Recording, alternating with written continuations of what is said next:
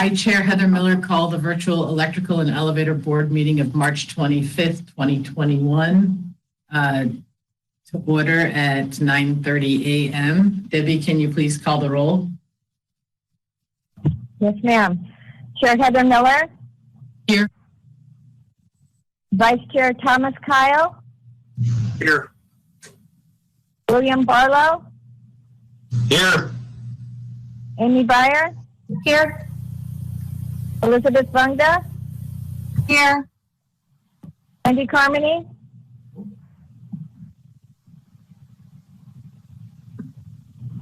Randy Carmody.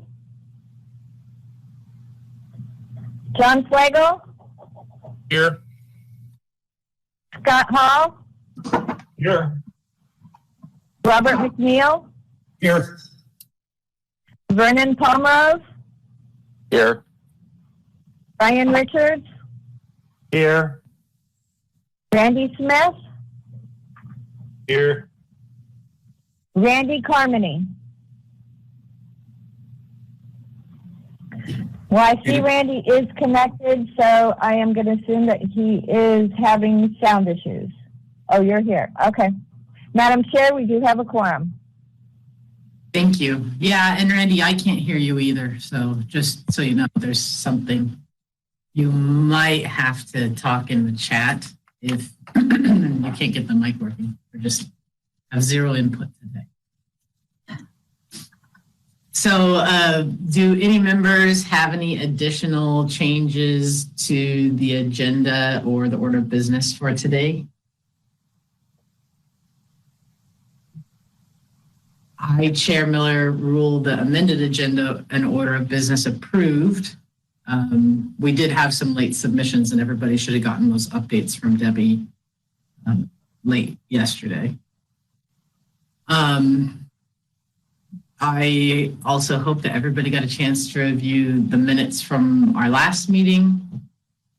And if nobody has anything to add, I, Chair Miller, rule the draft meeting minutes of January 28th, 2021 final after a correction is made to the vote for item 7C, removing member Bunga from the yay list because of her absence from the meeting.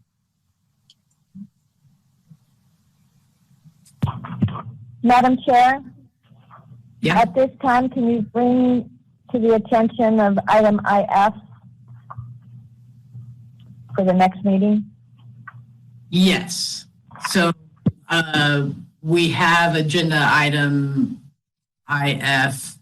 I've been saying 1F this whole time.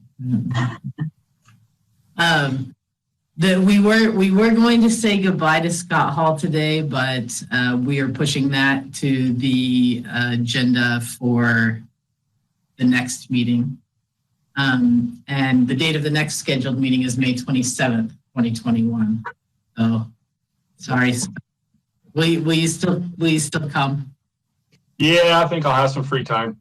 Okay, great. Yeah, Scott's retiring, lucky duck. So. Yep, I'll manage. Thank you.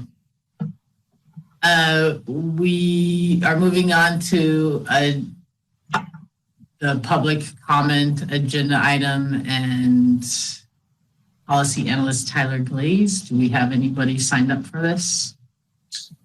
Thank you, Madam Chair, members of the board. My name is Tyler Glaze, policy analyst for the Building Codes Division. I believe we had at least 2 individuals who had submitted written testimony to the board.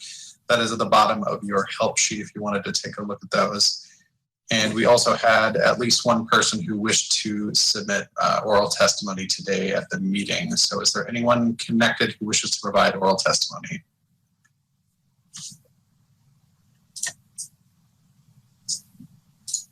I'm Ralph Williams. I'm with the Oregon LBME. I want to speak when addressed. All right, sir, now is the time. Okay, thank you. Thank you for your time, everybody. What I wanted to address is basically our monthly progress reports. I was told that you had one in front of you, I'm hoping, or somewhere in an attachment. fluorescent ballasts are one of our key.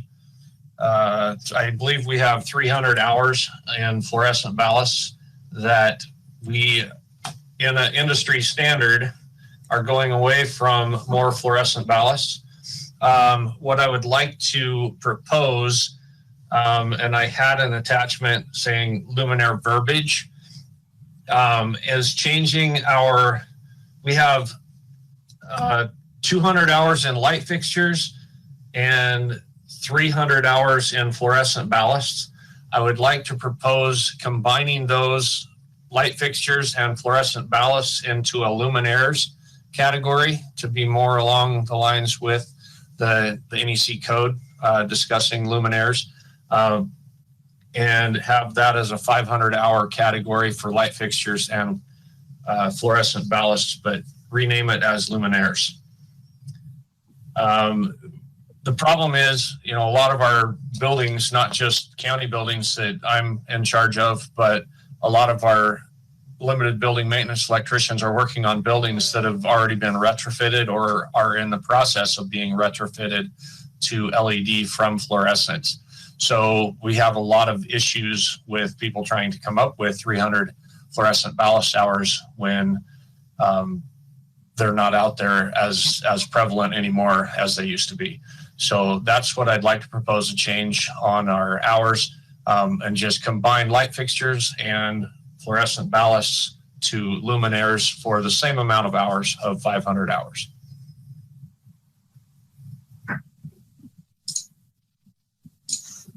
I'm curious. I assume that the original breakdown was to make sure that the work is done on both the maintenance of light fixtures and light fixtures, or luminaires now, we'll say.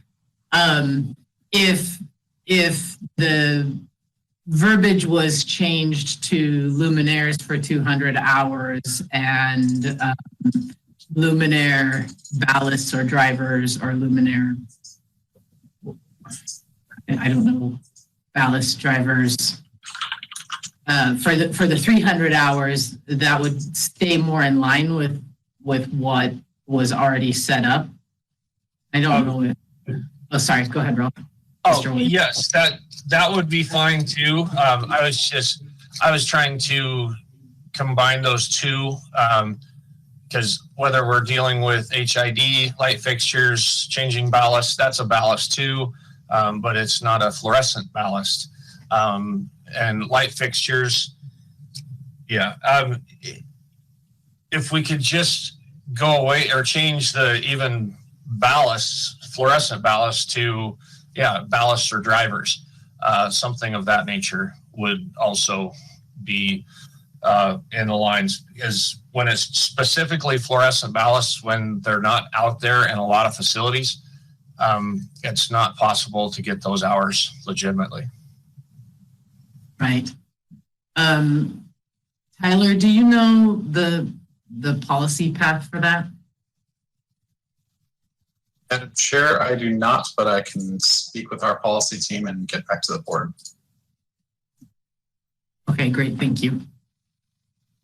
Does anybody else have any questions for Mr. Williams?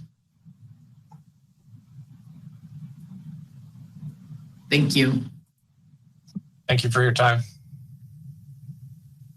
Thank you, Mr. Williams. And is there anyone else connected today who would like to make a public comment? Yes, my name is Larry Geyer. I'm representing Quality Electric. I sent a letter in explaining my situation with ratios over here in Idaho. Thank you, sir. Anything else you'd like to say? Basically, it's all in the letter. What I'm requesting from the Oregon Electrical Board is a letter just confirming. I also attached a letter from the Wyoming Electrical Board stating the same thing, that any changes in ratio in our state would affect reciprocity with the state of Oregon. That's pretty much all of my request. Thank you very much. Thank you. Does anybody? Oops. Does anybody? Please go ahead. Questions for Larry?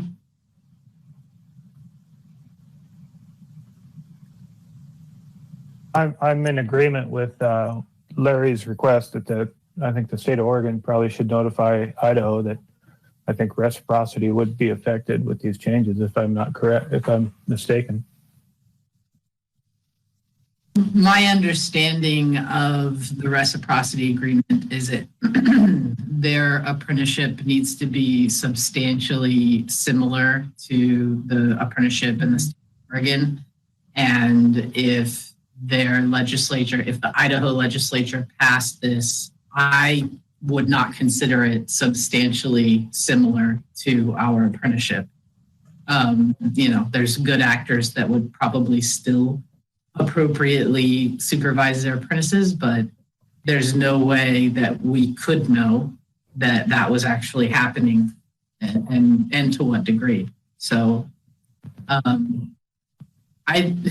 don't know if I am the person who's supposed to write that letter. I suppose I probably am, but I will get with Keith Anderson after this meeting and see what we can do. And thank you, Mr. Geyer, for joining us. Thank you. Thank you very much, Madam Chair and Electrical Board. I appreciate your guys listening to me today, and anything that you can do to help our cause over here would be greatly appreciated. You guys have a great day, and thank you. Thank you.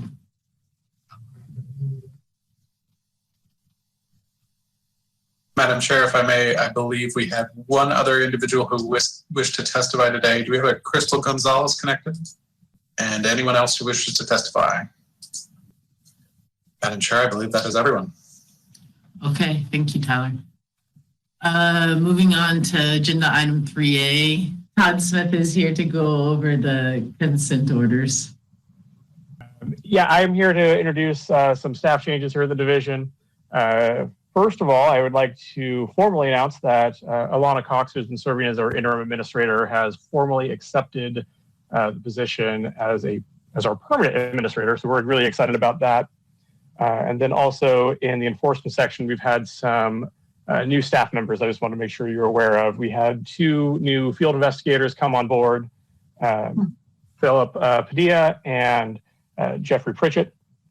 So we're excited to have them.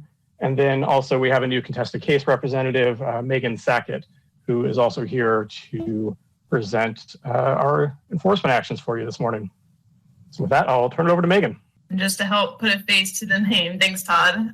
Good morning, Chair Miller and members of the board. For the record, Megan Sackett, contested case representative for the division. Through the chair, we have agenda item 3A. Before the board is a summary of consent orders recently negotiated by the division on the board's behalf for settlement prior to hearing. Well, we've entered into consent agreements with 2 cases since our last board meeting. All the settlements, including the amount owed and the suspended civil penalties, fall within the guidelines on the penalty matrix and contain standard conditions. Board action is required on these cases. All of them are pretty standard, but I am available to answer any questions you have regarding these actions. Again, board approval or denial is going to be needed on these consent orders. You can choose to approve or deny the agreements as a whole or take action on each agreement separately if you choose. The first one is case 2020-0094. It was Frank Martin. He was a first-time violator, and in August 2020 at a residence in Dallas, he installed electrical boxes, wire conduit, and external light fixtures. He did not have an electrical contractor license, he did not have a journeyman's license, and there was no electrical permit.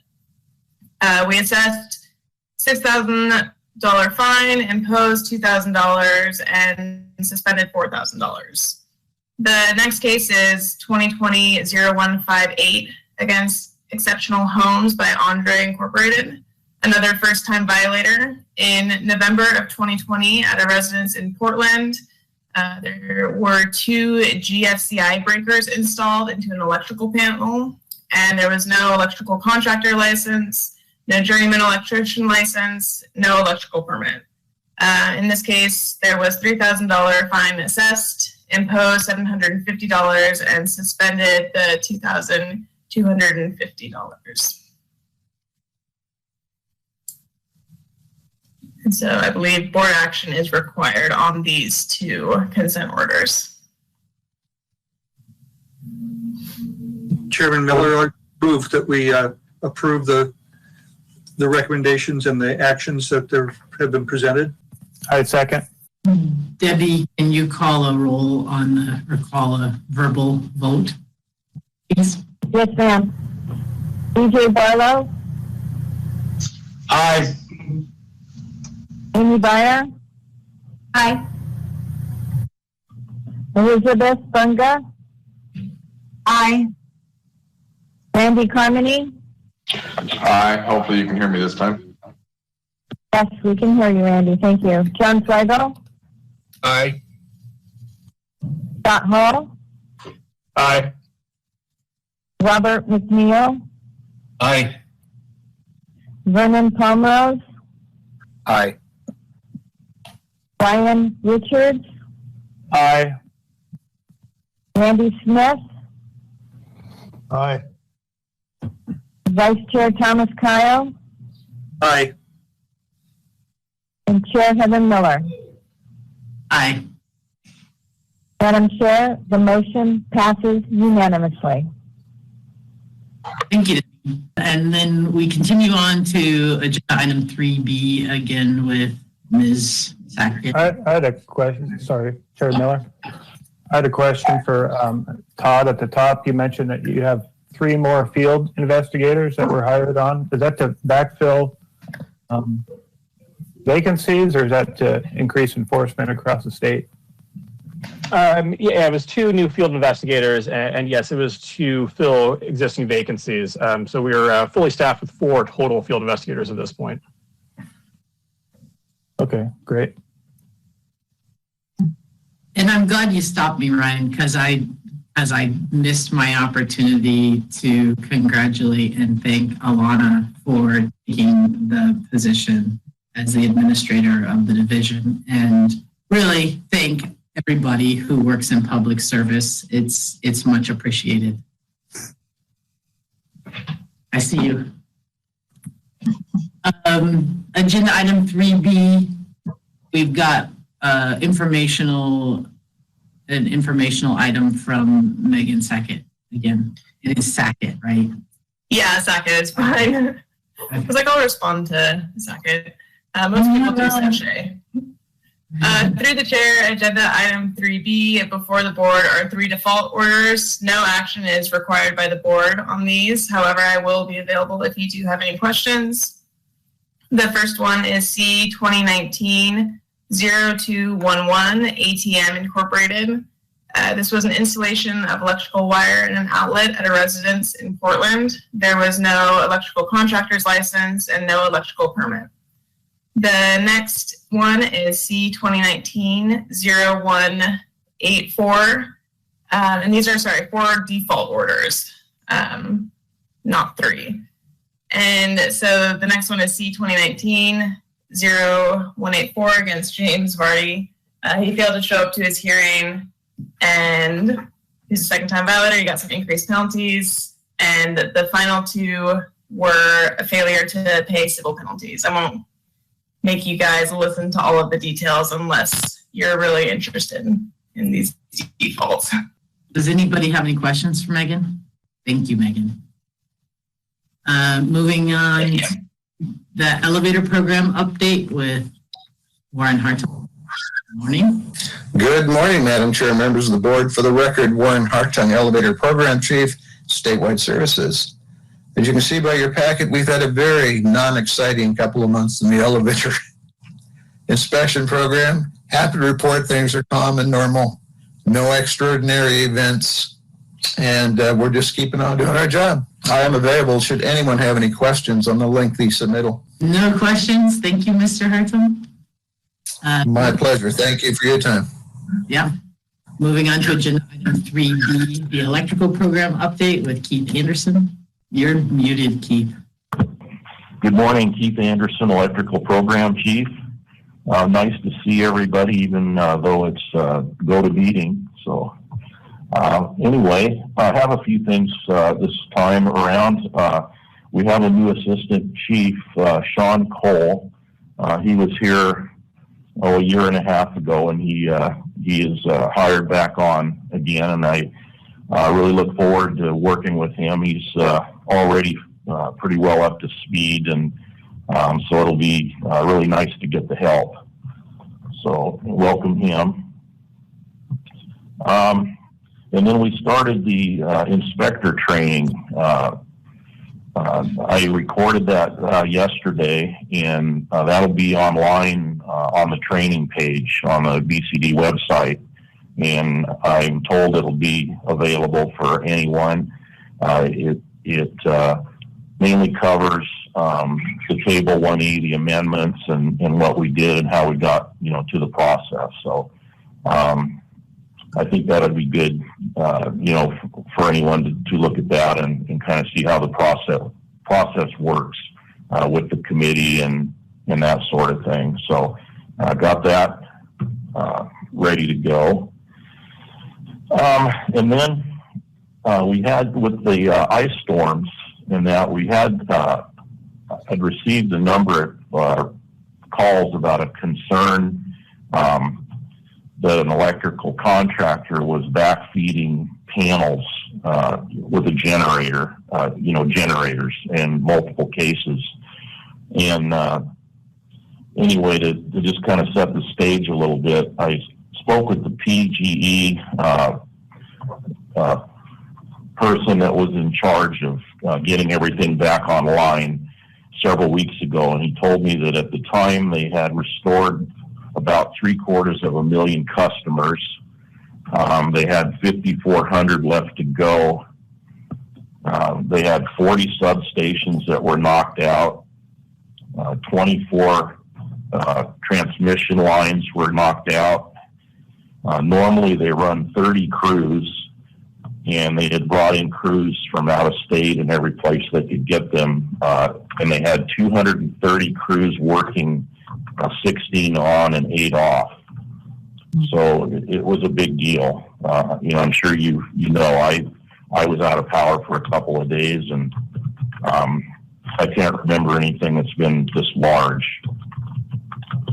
So to come back to the concern was that this fella had, he's an electrical contractor supervising electrician, and he had gone in and backfed these panels without using the proper transfer switch, that sort of thing. And so what we did, I got with enforcement on that, and we used it as an opportunity to educate. So we let him know that we had had some concerns, some complaints, letting him know the dangers of doing a direct backfeed like that the power can be put right back on the line. Transformer doesn't know the difference whether it's, breaking the voltage down or boosting it back up. It's very dangerous to the lineman. We also requested that he go back to each home that he did this and make sure that it was all disconnected properly.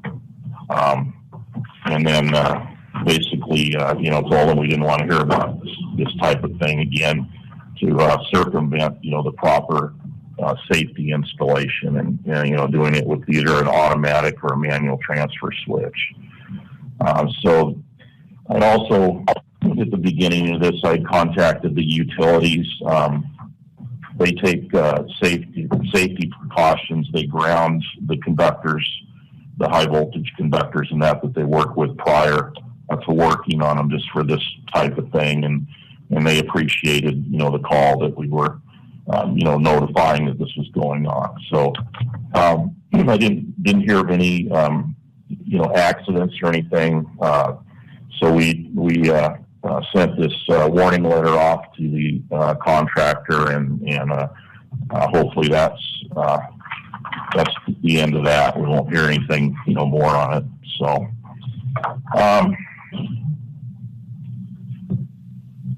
I think that's it. So everything else is, gone pretty well. There's been some calls from jurisdictions on some strange connections to get people back up and running. It's still the property owner's responsibility to make sure that they're put back in a permanent manner, done correctly, permitted and that sort of thing. So I think the state's in the process of getting those things corrected right now. And there were some interesting repairs. So, but anyway, we're on the path of getting everything back in order there. So I just wanted to update everyone on that. I did have a couple calls from board members, and I wanted to let you know that how we followed up with that. So, any questions? Yeah, this is Vern Palmerose. I'd like to ask Keith if there's a way that we could notify or post, that incident with connecting the generators to house panels and the electrical safety hazard it presented. Is there a way to get that out to all contractors to make sure this kind of thing doesn't happen again? I know it's happened in the past, and being that I was on power and light position, I'd like to make sure that somehow that could be posted if that's possible. Sure, we can do that. I think that's a great idea. It would be an opportunity to do that and get that out there. I don't think people really realize the seriousness of somebody just flipping one switch by accident and what that can cause. So, yeah, we'll take care of that. Thank you. Thank you. Thank you, Keith. In the time that you were talking, I see that Sean was able to get back on the call. Sean, you missed your introduction to the group. So if you want to say hi, welcome back. More sound challenges, I think. I can't hear you, but I saw you wave. So welcome back anyway. The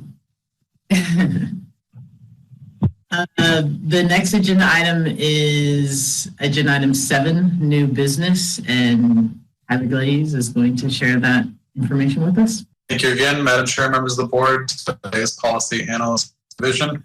For this round of electrical continuing education applications, we had 69 applications from 22 organizations.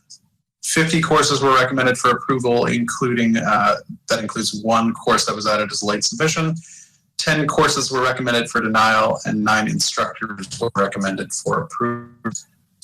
The matrix is right below on the actual board packet if you'd like to take a look, and I'm here to answer any questions if you have any. Otherwise, Madam Chair, this will require a motion. Madam Chair, I'll make a motion to approve the committee's recommendations for approval or denial of courses and instructors. Thank you. Debbie, can you call the vote, please? Yes, ma'am. BJ Barlow? Aye.